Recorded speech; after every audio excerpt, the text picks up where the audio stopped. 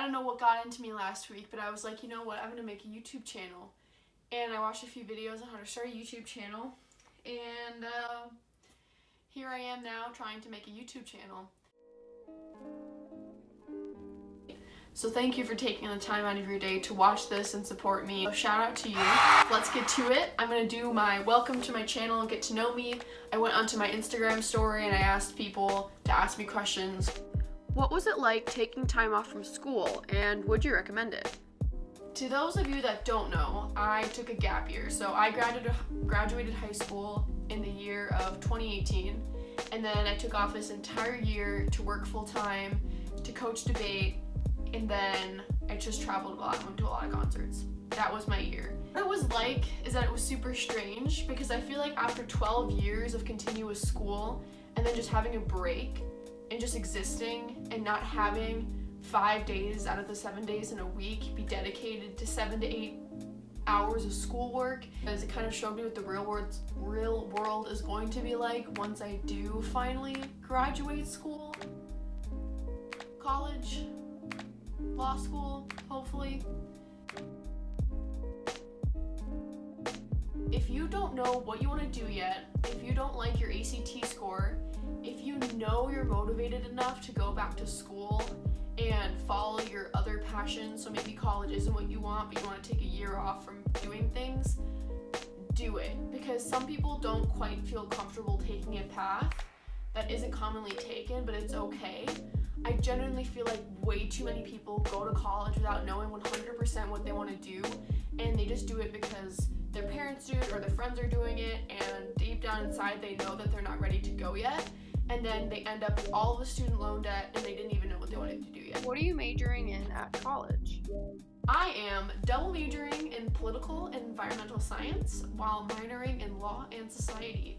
My goal is to be an environmental lawyer someday, although I do acknowledge the fact that I change my mind. I know that I want to do something revolving around saving the planet. I remember sitting in elementary school watching this video about how light up sneakers never fully biodegrade, and my parents a couple weeks later got me a pair, and mind you, I never told them about the video we saw in class, but it had a profound impact on me, obviously, because once they got me this pair of light up shoes, I grabbed the box and I had a tantrum over them, and I was like, you guys are hurting the planet, they're never going to fully biodegrade, like return them, I don't want to see them ever again.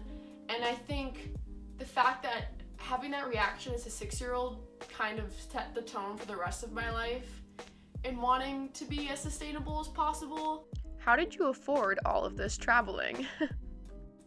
I have been saving up since I was 16, and I would put the majority of my paycheck into savings, pretty much no exceptions beyond that. I didn't buy as many clothes this year. I've had some of the same clothes since I was 15, 14. I worked a consistent 9 to 5.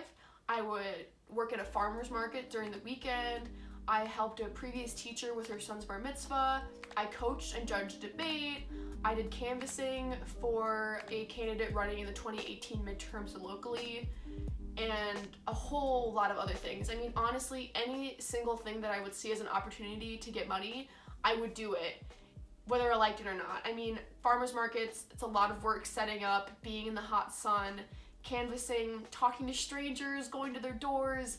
It's awkward, but it was definitely worth it because it let me go to all the places that I did. What's your dream travel destination? Anywhere in Africa or South America, because I haven't really gone to either of those continents yet. What's your favorite thing about traveling? Almost everything. I mean, I love meeting strangers, I love planes, I love the adrenaline rush, I love capturing new places, escaping the usual pace of my life, being completely on my own with no job to worry about. I just think it's extremely freeing and like nothing else in the whole world. What's your least favorite thing about traveling? Unpacking, because it takes me days, sometimes weeks to get into it, and slow people in security lines. Drives me bonkers. What's the most valuable thing that you've learned while traveling? This one's gonna be kind of hard to explain, but I think because of my natural inclination to talk to a bunch of people, it kind of taught me Not everyone that you're gonna meet is gonna be in your life forever. Not everyone that you meet that you genuinely liked is going to follow up with you. You're gonna forget to get contact information sometimes. But that's kind of amazing that there's always more people outside of your bubble than you think there are. What is your favorite place that you've been? 1, Singapore, 2, Roatan, 3, New Zealand. What makes you laugh the most? Definitely my friends, my brother, and my boyfriend Josh. Go-to Netflix show? The Flash, hands down. Don't come at me for the acting, it's amazing. What is your skincare routine? I actually took stuff from my bathroom to show everybody.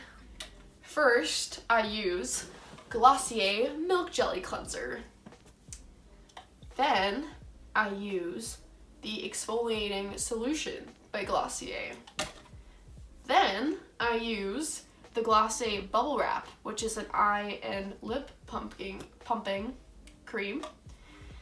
Next, I'll use the Facial Floral Toner. This is by Vika's Essentials. They're actually located in Minnesota, so local brand. They have a website.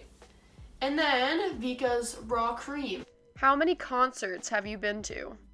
I love that you asked for a general estimate because you probably assumed that I wouldn't know, which is absolutely accurate. I can't keep track. It has to be over 50 by now. Do you have any advice for people struggling with self-worth? This is something that I very recently called myself out on with the help of my boyfriend, is that every single time that I would, for example, drop something, or I'd take the wrong turn at an intersection, or honestly anything, really, truly anything, I would call myself stupid. And that really gets to your head over time, because every time you're calling yourself stupid or anything negative, like I wish I was dead, all of those things that kind of have become super integrated into a lot of YouTubers, for example, will say, like, I'm fucking stupid, or they'll say, I want to die right now. And one, of course, is more extreme than the other, but I feel like a lot of people don't realize the impact that that makes. So I think catching negative self-talk is super important. So every time I'll say, for example, now, I still have, sometimes I'll just be like, wow, I'm stupid. And I'll be like, no, I'm not. I'm intelligent. I'm creative. I am dedicated and I'm passionate. You know, I'll just say 3 things, or even 1 thing, doesn't matter, to negate the self-talk that was negative in the first place. And it's really had a big impact. I mean, genuinely has made me feel so much better about myself, because you start believing the things that you say about yourself. How did you get to be so perfect? I'm not perfect, but I think accepting that I'm not has helped me feel more confident and radiant, and that gives the illusion, because I've made tons of mistakes. I'm definitely not perfect, but I appreciate it. How did you get into astrology? Honestly, I'm not really into it anymore, but the reason that I knew about it in the first place is my mom raised me with a lot of language that had to do with planets and retrograde and star signs. Super popular now, but I don't know what it is. I kind of just dropped off believing it as much as I used to. Still a neat concept, still love the universe, still love planets, still love all of that, but astrology within itself is kind of not my jam anymore. What helps you stay positive during the hard times? Knowing that I've had incredible times after the hard times and that'll go away, I constantly tell myself to trust the process of healing, because it's not linear. The fact that you're trying to get better, I think, is something that you can rely on to stay positive. Like, it really will always go away. It always gets better. One of the hardest things to go through is losing somebody, losing something close to you. And if you can get through that, I swear to God, you can get through anything. So that's what I think. What's the best advice someone has ever given to you? Best advice someone has ever given me is from my mom. And it was, worrying is like sitting in a rocking chair. It gives you something to do, but it gets you nowhere. What is your favorite Pokemon and why? Obviously Bulbasaur. He's the best starter. He's the cutest. He has amazing evolutions. The best noises.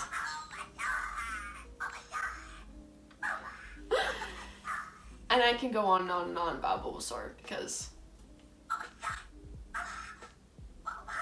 I love him. This is a Build-A-Bear, by the way. Had to relive one day every day for the rest of your life. Which one and why? If I had to relive one day for the rest of my life and why, it would be the first day that I went scuba diving. This is about 2 years ago in February. And I went on a school trip to Roatan, can't speak, Honduras. I had always kind of wanted to be a mermaid. I watched all the H2O stuff and I was kind of obsessed with the idea of being a mermaid. I just thought they were super cool and I'm sure a lot of you guys can relate. But it was such an indescribable feeling of knowing that I'm deep underwater and I'm breathing. I don't need to come up for air without, because I had all this equipment on and I just was like freaking out. I was like, this is so cool and so spectacular. Who is your idol? Definitely Lizzo. I have never felt more uplifted by a celebrity before. What are your favorite parts about being vegan? You're not going to see me answer this. I'm just going to do a voiceover because I realized too late that there were 2 questions that I didn't answer. First reason's the environmental impact. The second is for health and wellness. And the third one, it's a window into a larger and more aware community that's all about breaking down a lot of things that we were conditioned to think growing up. How would you describe your aesthetic? I would describe my aesthetic as this current slide. I feel like I am lilac, bolded, italicized lettering. And a lot of my friends consider me to be the color purple, so I would definitely consider that to be my aesthetic. Thank you so much for watching. I am definitely intending to make this channel something that is helpful for people, and I want to make people happy. Being able to condense my travels into something beautiful and easy to watch and something that's relaxing. And I'm really excited because I've spent so many hours already editing and trying to make this channel something really great and something really meaningful. And also it's helping me because I've wanted to do this forever and I'm finally doing it. So thanks for watching, everyone.